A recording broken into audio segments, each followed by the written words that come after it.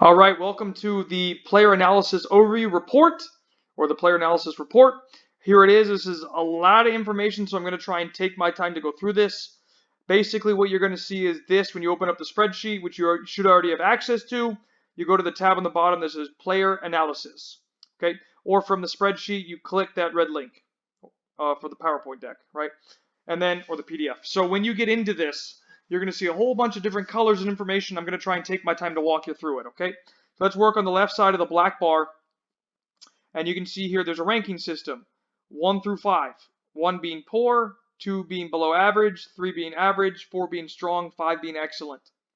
Okay, underneath that we have 3 categories: primary position, alternate position number 1, alternate position number 2. That is filled in over here. Okay, and then here we have categories. We have technical and tactical in red, physical in green, blue is mental, and yellow is social. So that's like leadership qualities, things like that. Okay, and here this is more for a coach, but I had to put this in because it's based on position. So you can see here, player number 1 is a goalkeeper. So if you're a goalkeeper, these are the categories you would have. If you're a right back, left back, or winger, based on your primary position, you're going to get detailed specifics on the left side, which I'll get to in a moment. So what you would need to do is identify your role in this. So right back, center defensive mid, center mid, attacking mid, right wing, and striker or center forward. Right. So you want to look at the primary position first, and these are all the categories. Again, goalkeeper, right back, center defensive mid, center attacking mid, right wing or left wing, it's a winger, and then center forward. Okay, and then in each category, so if we look on the left side, we have passing and control with categories here, 1 through 8. Shooting and finishing, categories 1 through 8. Crossing, categories 1 through 7. Heading, categories 1 through 6. Position specific, so this is for each specific role. So goalkeeper, 1 through 13. Fullbacks, number 2 and number 3, 1 through 19. Number 4 and number 5, which are center backs, 1 through 18. Number 6, defensive midfielder, 1 through 12. Number 8, center mid, 1 through 12. Number 10, 1 through 14, which is a center attacking midfielder. Number 7 and 11, which are the wingers, 1 through 14. And then the number 9, which is the center forward, 1 through 14. Okay, and there's still a couple more elements. Right, then there's tactical components, 1 through 8. Social components like leadership, tactical communication, supportive and encouraging communication. Physical attributes, 1 through 7, right, speed, things like that. Defensive overview, this should be overall defensive structure, 1 through 8. And then the last one is mental, 1 through 9, and this is all mental attributes, okay? Now, what you need to do is, again, pick the circumstance that fits you. And as you can see, as we start moving through this, for example, if you play a goalkeeper will have passing qualities, but they're not going to have shooting qualities. Because shooting for a goalkeeper is irrelevant, right? Same thing, they're not going to have crossing qualities.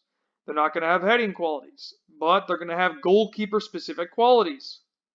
And then they're not going to have anything else for any other specific positions, as you can see. But they are going to have things for tactical understanding, things for social components, physical attributes, defensive overview, and mental overview. So you need to identify your role and match it as such. Okay? So once you understand this part here, and hopefully that makes sense to you, and you can get it. So again, all you're going to do is identify what role you play, either a goalkeeper, a right back, a left back, a center defensive midfielder, a center mid, number 10, a center attacking mid, a winger, right or left, and the center forward.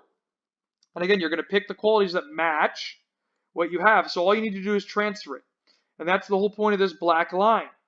So once you know your specific qualities, you're going to come to the other side, clean this up, right? So you can see here in the example that we used that this player in the example is a left back, right? That's their primary position, the left back. So you can see your primary position, left back. Oops, I grabbed too much.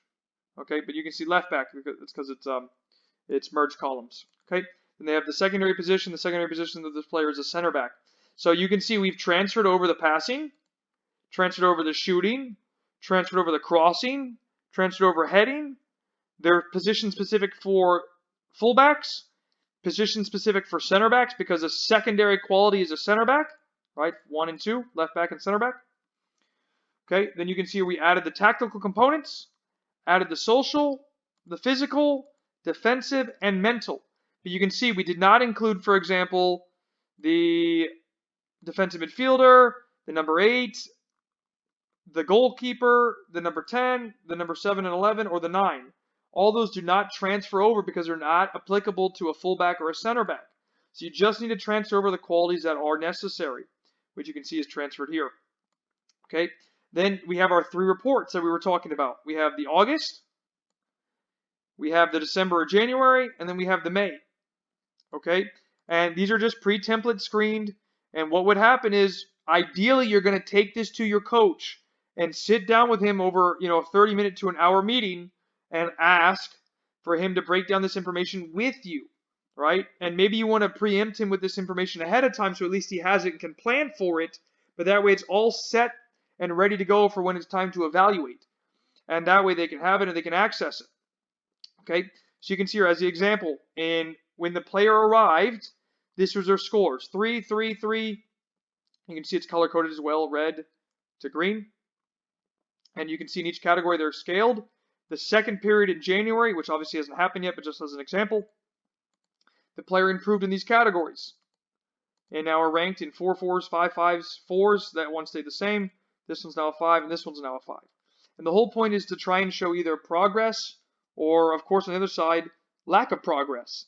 And that way you can have all these filled out, and then you can see all these categories that you're going to be evaluated on that are necessary to reach the pro level. Okay, so we look at, for example, passing, right? The categories.